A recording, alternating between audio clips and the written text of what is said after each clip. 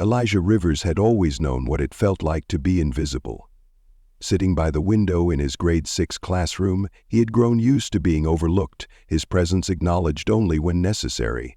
Miss Thornton, the strict but fair teacher, never called on him. Not when he raised his hand, not when he clearly knew the answer. If he got something right, she moved on as if it didn't matter. But if he ever made a mistake, she lingered just long enough to make sure everyone noticed. He had learned to accept it, not with resentment, not with anger, just quiet understanding. Some people see what they want to see, and for Miss Thornton, Elijah was easy to ignore. But today felt different. For the first time in all his months in her class, her eyes found him more than once, not with disapproval, not with discipline, but something else, a flicker of interest, of calculation. And then, when she finally spoke his name, crisp and deliberate, the entire classroom stilled. "Elijah, why don't you answer this one?" The words felt foreign, like they weren't meant for him. Heads turned. His friend Tyler raised an eyebrow.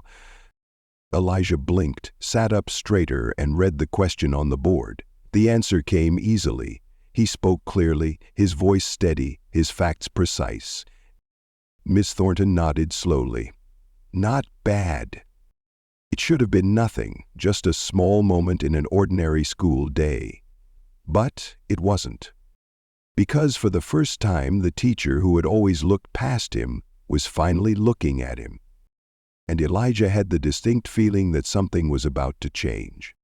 Elijah stayed behind as the last of his classmates shuffled out of the room, their footsteps fading down the hallway. He took his time, carefully slipping his notebook into his bag before approaching Miss Thornton's desk. There was something about the way she had called his name, too smooth, too calculated. He had spent enough time being ignored by her to recognize when something was different. "I overheard you talking the other day," she began, her hands folded neatly in front of her. "About your grandfather." Elijah frowned. He hadn't expected this. "What about him? You said he was a musician."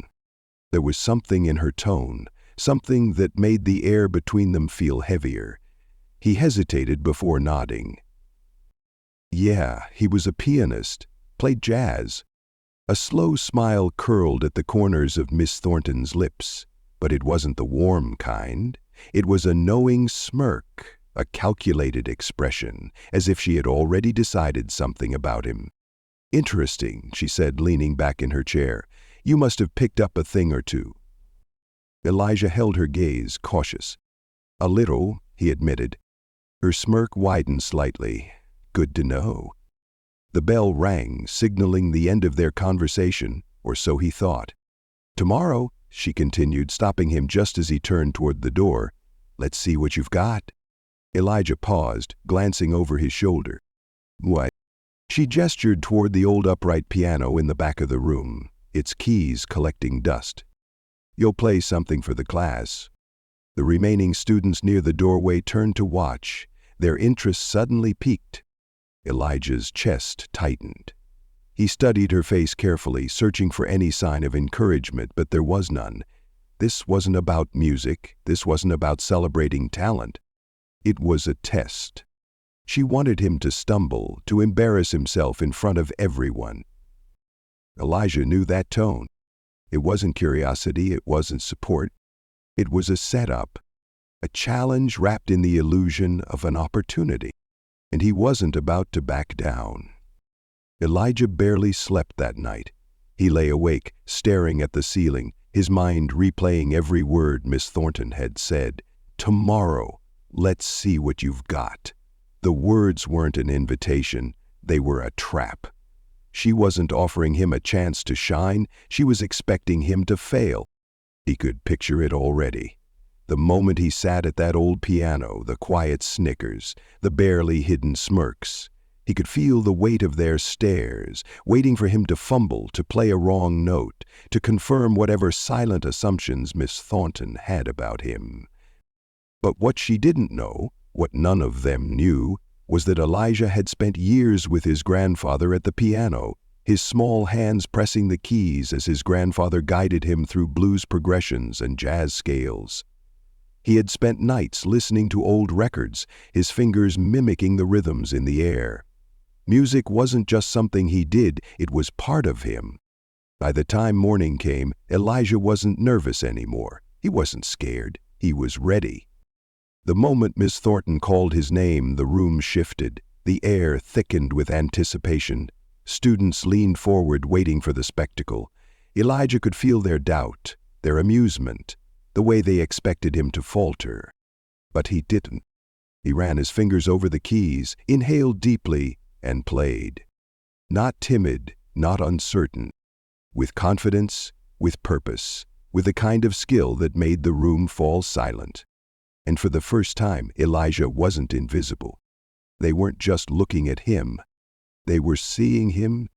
The room had never been this quiet. Elijah sat at the piano, his fingers resting lightly on the keys. The old upright instrument was worn. Its once bright ivory had yellowed with age, a few edges chipped from years of neglect. He ran his fingers over them, feeling the stiffness, the slightly uneven resistance beneath his touch. It wasn't perfect, but it would do. A faint laugh came from behind him. Someone somewhere in the room still thought this was a joke. Elijah inhaled slowly. Then he played. The first notes drifted through the air, soft, steady, a blues progression his grandfather had taught him on warm summer nights in their small Toronto apartment. His left hand rolled out the bass line, strong and rhythmic, while his right hand danced across the melody, weaving emotion into every note. The whispers stopped. The smirks faded.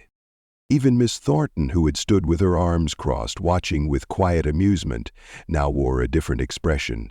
Her brows furrowed just slightly, not in disappointment, but in something else. Elijah didn't look up. He wasn't playing for them anymore. He was playing for himself, for his grandfather, for every time someone had doubted him. His fingers moved faster, his confidence growing with every passing second. He shifted into something more complex, cascading up and down the keyboard, blending technique with raw emotion. The music swelled, filling every inch of the classroom, every space where doubt had once lived. And when the final note hung in the air, the silence that followed was heavier than any laughter had ever been. For a moment, the silence was heavier than the music had been. Elijah lifted his hands from the keys, letting them rest in his lap. The final note still echoed in the air, but no one moved, no one spoke. It was the kind of silence that carried weight, not discomfort, not emptiness, but something deeper. Then from the back of the room, a single clap, then another, and another. Within seconds, the entire class erupted into applause. Tyler let out a low whistle. Damn. Brandon, who had laughed earlier, shook his head in disbelief. Didn't know he could do that. Elijah exhaled, but not out of relief, out of something else. Something that felt like victory. Not the kind where you beat someone, but the kind where you prove something, even if no one asked you to. But the loudest silence of all came from Ms. Thornton. She stood by her desk, arms still crossed, lips pressed into a thin line. The applause swirled around her, but she hadn't moved, hadn't said a word. Elijah met her gaze, steady and unflinching. Finally, she spoke. "Well," she said, her voice clipped, "that was unexpected." The clapping slowed. A few students exchanged glances, as if waiting for her to say something more, a compliment, acknowledgement, anything. But it didn't come. "Where did you learn to play like that?" she asked instead, tilting her head slightly. Elijah didn't hesitate. "My grandfather." Something flickered in her expression, too fast to name, before she straightened. "I see." A pause. Then, as if shaking off whatever had crossed her mind, she turned back to the class. "All right, let's get back to our lesson." But no one moved. Elijah glanced around. Tyler was still watching him, eyebrows raised, like he couldn't believe what had just happened. Madison, the quiet girl in the back, looked almost annoyed, as if the moment had been stolen too soon. Then, from his seat, Brandon scoffed. "That's it?" Miss Thornton's eyes snapped to him. "Excuse me?" Brandon shrugged. "I mean, that's all you're going to say?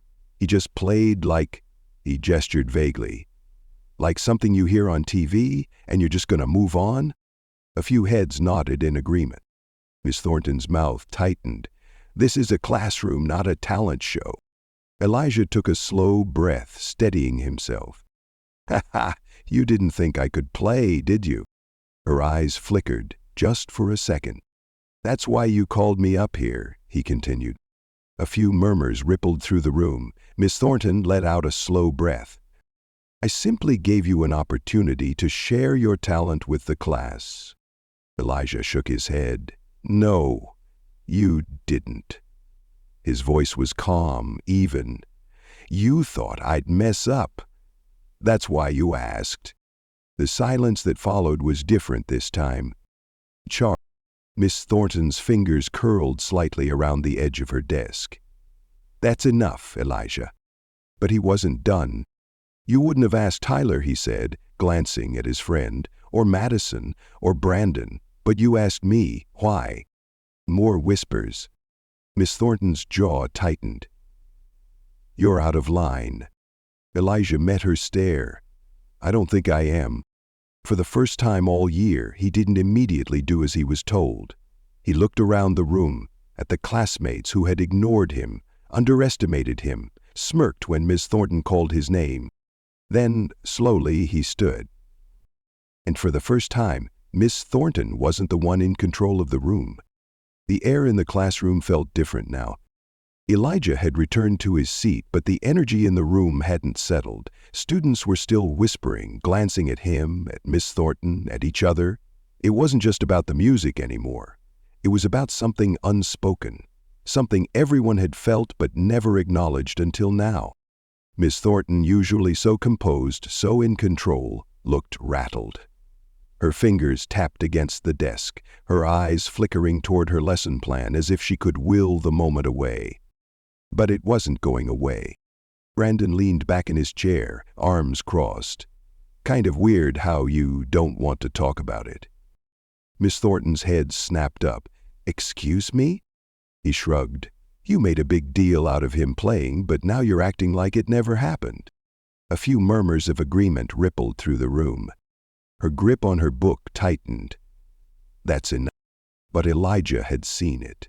The hesitation, the discomfort, and so had everyone else. For the rest of the class, her usual authority felt thinner, like a pane of glass that had just been cracked. She still controlled the lesson, but it wasn't the same. Students weren't as engaged. The usual rhythm was gone. When the bell rang, chairs scraped against the floor, students gathering their things, their conversations still carrying the weight of what had just happened. Elijah slung his bag over his shoulder and headed for the door. "Elijah." Miss Thornton's voice stopped him. He turned back. For a moment she looked like she might say something meaningful, something real. Instead, her expression hardened. "I hope you understand that this is still my classroom." Elijah studied her, calm and steady. Then, in the same even voice he had used before, he said, "I know." A beat of silence passed between them. Then he walked out. In the hallway, Tyler caught up to him, shaking his head with a grin. "Bro, what was that?" He let out a low laugh. You just flipped everything upside down." Lidget exhaled, rolling his shoulders back. "Yeah." Tyler nudged his shoulder. "So, you gonna play again?" Elijah thought about it. About the feeling of the keys beneath his fingers, about the way the room had fallen silent, about the way for the first time they had really seen him. He smiled. "Yeah, I think I will." Because today he hadn't just played music. He had been heard. Elijah walked home that afternoon with a lightness in his step. The sun hung low over West Markham Street, casting long shadows as he wove through the familiar route. The weight he had been carrying since yesterday, the tension, the doubt, was gone. At the corner store near his neighborhood, he stopped to grab a bottle of water. Mr. Henson, the older man who owned the shop, watched him with a knowing look. "You look like a kid who just did something important."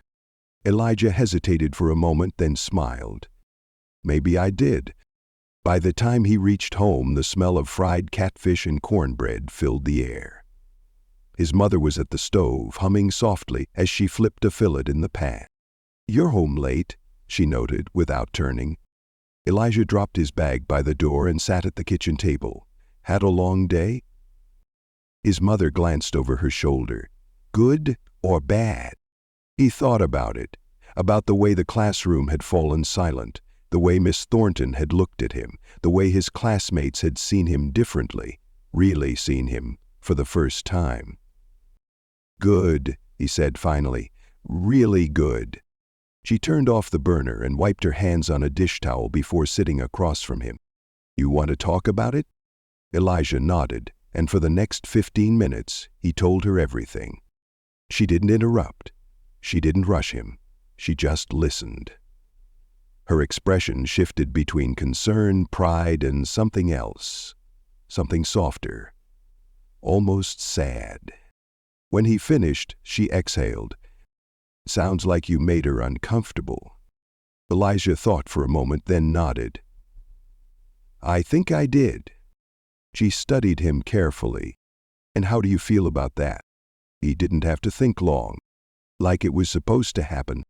His mother smiled, reaching across the table to squeeze his hand. "Good."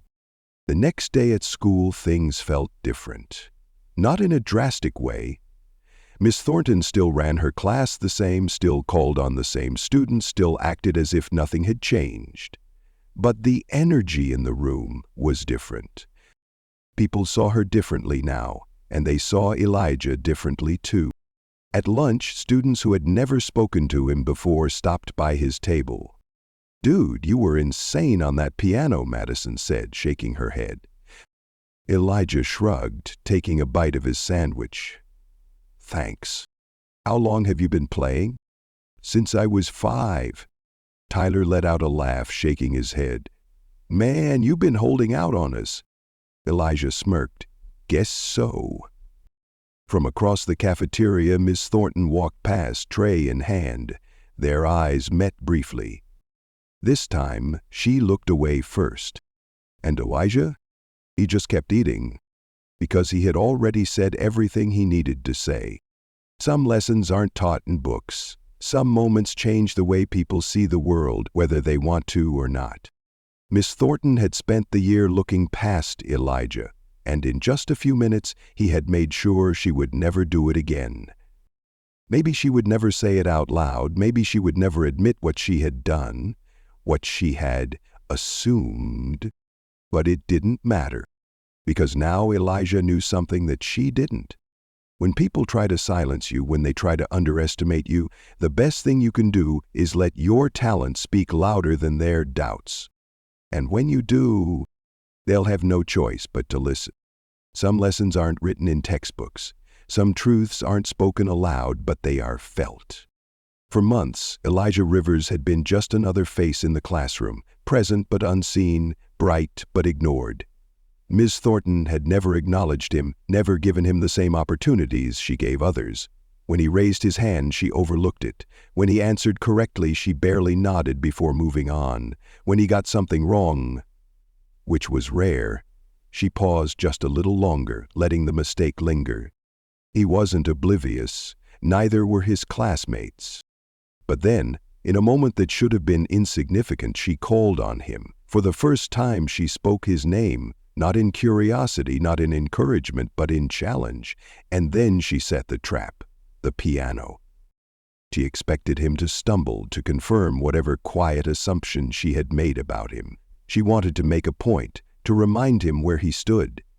But what she didn't expect, what no one expected, was that Elijah wasn't just ready, he was more than ready.